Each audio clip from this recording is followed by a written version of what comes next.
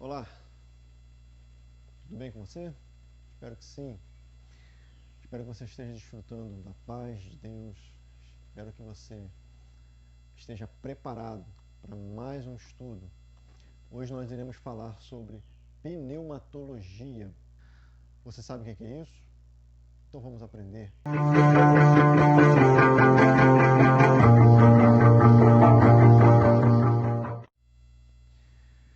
Pneumatologia, a doutrina do Espírito Santo. O Espírito Santo é Deus, assim como o Pai e o Filho. A palavra Espírito é a tradução do Antigo Testamento da palavra hebraica ruá. E no Novo Testamento, a palavra grega pneuma. Quem é o Espírito Santo? O Espírito Santo é criador, ele estava na criação com Deus, Gênesis 1, 26. Quando fala, façamos o homem à nossa imagem, conforme a nossa semelhança. O Espírito Santo é uma pessoa porque ele tem características pessoais, de pessoa. O Espírito Santo, por exemplo, ele ajuda, está lá em João 15, 26. O Espírito Santo ama, está lá em Romanos 15, 30. O Espírito Santo consola, está lá em João 1, de 1 e 16 a 17. O Espírito Santo dá testemunho, ele testifica, está em João 15, 26. O Espírito Santo toma decisões, Atos 15, 28. O Espírito Santo ensina, Lucas 12, 12. O Espírito Santo entristece, Efésios 4, 13, 30. O Espírito Santo entristece, Efésios 4, 30. O Espírito Santo fala, Mateus 10, 20. O Espírito Santo guia, João 16, 13. O Espírito Santo intercede, Romanos 8, 26 e 27. O Espírito Santo dá ordens, Atos 8, 29. Pode-se mentir ao Espírito Santo, Atos 5, 3. O Espírito Santo pode ser resistido, Atos 7, 51. O Espírito Santo realiza milagres, Atos 10, 38. O Espírito Santo esquadrinha as profundezas de Deus, 1 Coríntios 2, 10. O Espírito Santo vocaciona homens, Atos 13, 2. E o Espírito Santo é a terceira pessoa da Trindade Divina, Mateus 28, 19. Quando eu falo terceira pessoa, entenda na questão funcional e não na questão hierárquica da coisa, porque os três são um. É importante isso. O Espírito Santo é Deus. Então nós temos algumas características de Espírito Santo como pessoa, né? Porque só uma pessoa pode ter essas características. E agora o Espírito Santo como Deus. Pedro, ele se referiu ao Espírito Santo como Deus, em Atos 5, 3 e 4. O Espírito Santo é onipotente, Lucas 1, 35. O Espírito Santo é onipresente, Salmo 139, de 7 a 10, que vai dizer para onde me esconderei. Né? O Espírito Santo é onisciente, João 14, 26. Conhece, tem ciência de todas as coisas. O Espírito Santo é eterno, Hebreus 9, 14. O Espírito Santo é a verdade, João 16, 13. O Espírito Santo é santo, como seu próprio nome diz. O Espírito Santo é consolador, está lá em João 14, 16. O Espírito Santo é onisciente, Isaías 40, 13. Então são características do Espírito Santo que diz que ele também é Deus, as mesmas características de Deus. Agora nós vamos passar para a obra do Espírito Santo. A obra do Espírito Santo é dar testemunho de Jesus. Você vai encontrar isso em João 15, 26. É convencer o homem do pecado, da justiça e do juízo. Está lá em João 16, de 8 a 11. Algumas manifestações do Espírito Santo. No Novo Testamento, o Espírito Santo age das seguintes maneiras nos cristãos. Regenera, João 3, de 3 a 6. Batiza no corpo de Cristo, João 1, de 32 a 34. Habita, 1 Coríntios 6, 15. Enche, habita no ser humano e enche o ser humano, Efésios 5, 18 a 20. Equipa para o trabalho, está em 1 Coríntios 12, do versículo 12 ao 14.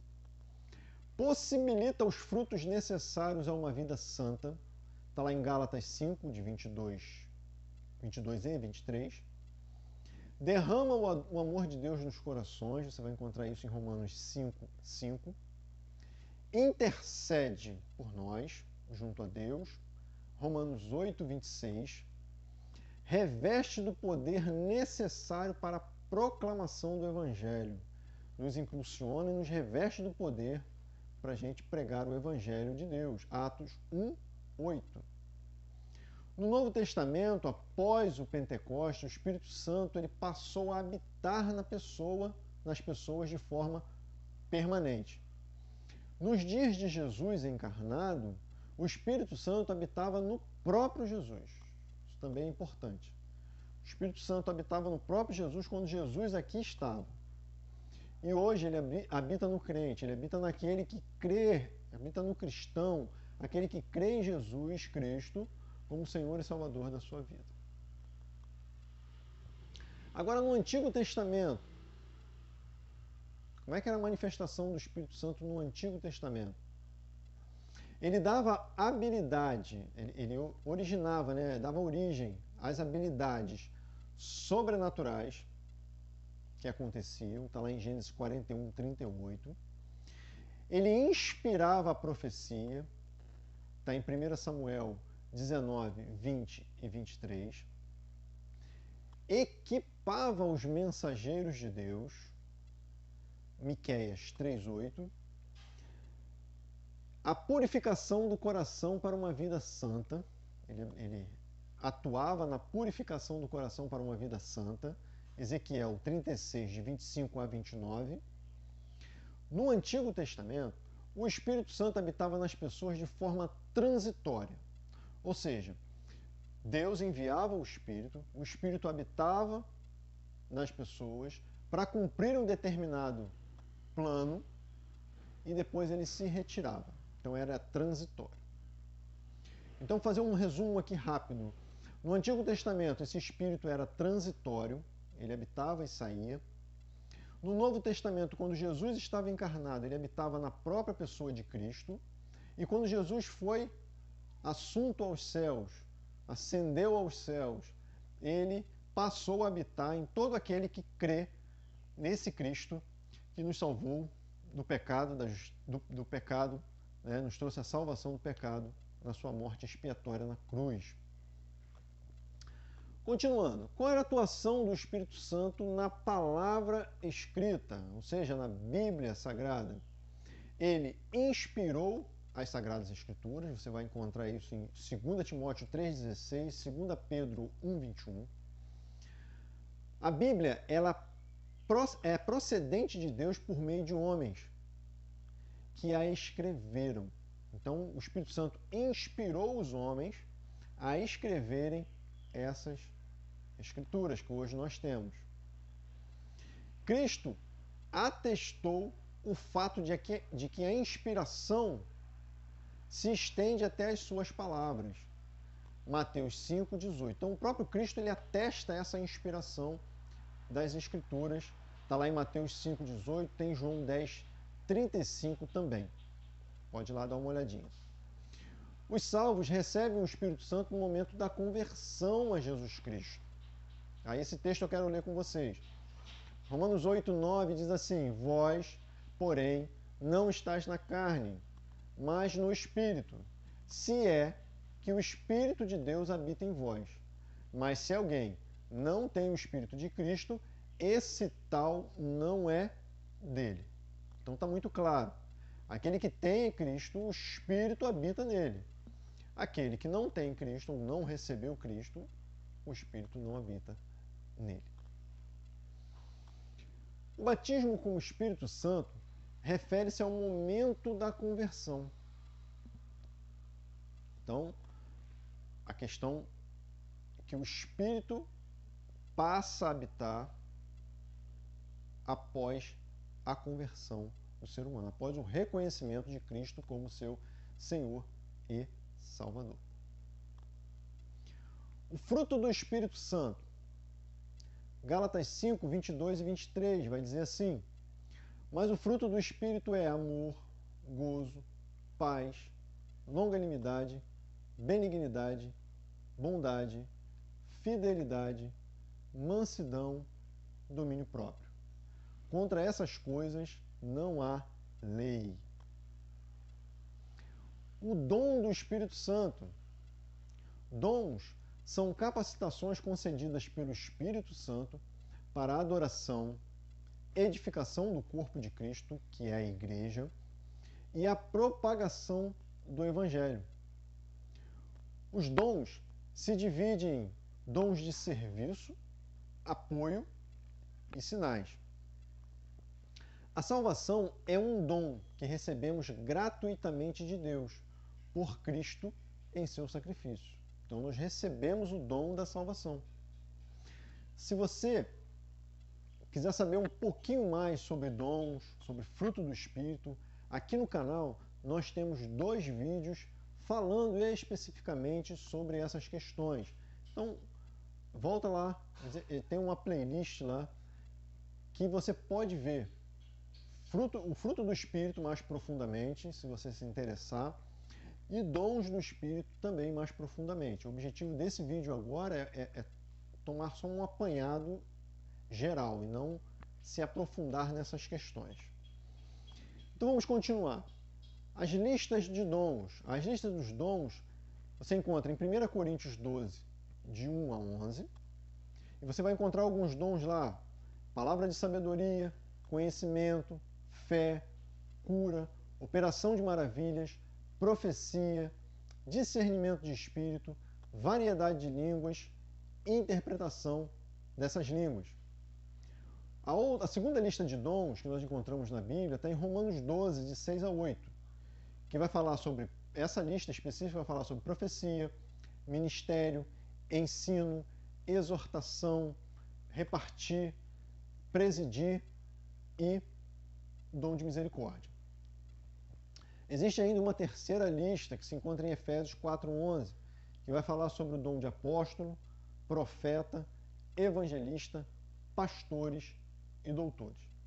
Essas são as grandes listas que nós temos na Bíblia, mas existem outros dons espalhados pela Bíblia, né, que a Bíblia chama de dom também. Mas essas são as grandes listas. O crente, ele tem pelo menos um dom, mas não pode ter todos os dons. Por quê? Porque aquele que tem todos os dons não é parte do corpo de Cristo, que é a igreja. Ele é um corpo completo, e não pode, uma pessoa não pode ser o corpo completo. Tá bom? Então, o crente ele tem que ter pelo menos um dom, mas ele não pode também ter todos os dons.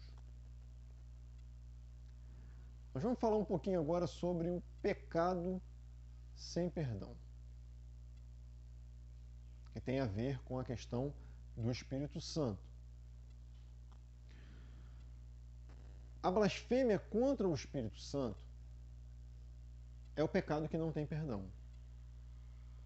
Então você vai ver em Mateus 12:32 dizendo o seguinte: se alguém falar contra o Espírito Santo, não lhe será perdoado, nem neste século, nem no vindouro. Então esse pecado é um pecado que não tem perdão. Mas alguém pode perguntar, mas, irmão Leonardo, como que Deus não vai nos perdoar? Porque o pecado, a blasfêmia contra o Espírito Santo, é não aceitar a obra redentora de Cristo. O único canal, o único jeito de sermos perdoados é através de Cristo. Através do sacrifício que Cristo fez por mim e por você. Mas se nós não aceitarmos esse sacrifício, como alcançaremos o perdão? Não é verdade? Não teremos perdão, não porque Deus não queira perdoar, mas porque nós mesmos não reconhecemos o sacrifício de Cristo. E nesse contexto aqui de Mateus, se você voltar um pouco mais, você vai ver que aquelas pessoas estavam ali conversando com Jesus, estavam dizendo que Jesus tinha expulsado os demônios por meio de Beelzebu, ou seja, o chefe dos demônios expulsando os demônios. Aí Jesus fala, né, e aí eu vou colocar para a minha tradução, né, Jesus mais ou menos fala assim, peraí, então tem alguma coisa errada. Porque se eu expulso os demônios por Beelzebu, o reino dele está dividido. E um reino dividido não vai poder existir. Como é que eu vou dar um tiro no meu próprio pé? Vamos colocar nesses termos. Então ali eles estavam atribuindo a Jesus, ao Espírito Santo, que convence o homem do pecado, da justiça e do juízo, como nós vimos anteriormente, eles estão atribuindo ao Espírito Santo uma obra que é do demônio. Então eles não estão acreditando que o Espírito Santo, estão atribuindo ao Espírito Santo uma obra demoníaca. Esse pecado é a blasfêmia contra o Espírito Santo. E esse pecado não tem perdão. É o único pecado na Bíblia que não tem perdão. Que você não vai conseguir ser perdoado se não acreditar em Jesus como seu Senhor e Salvador. E quem te convence que você é um pecador, que precisa se arrepender e aceitar a Cristo como seu Senhor e Salvador, justamente é o Espírito Santo. E se você não acredita nele, se você blasfema contra ele, se você fala que ele está fazendo a obra do demônio, não existe a possibilidade de perdão, não existe a possibilidade de salvação. Que Deus abençoe a sua vida e até o próximo vídeo, em nome de Jesus. Amém.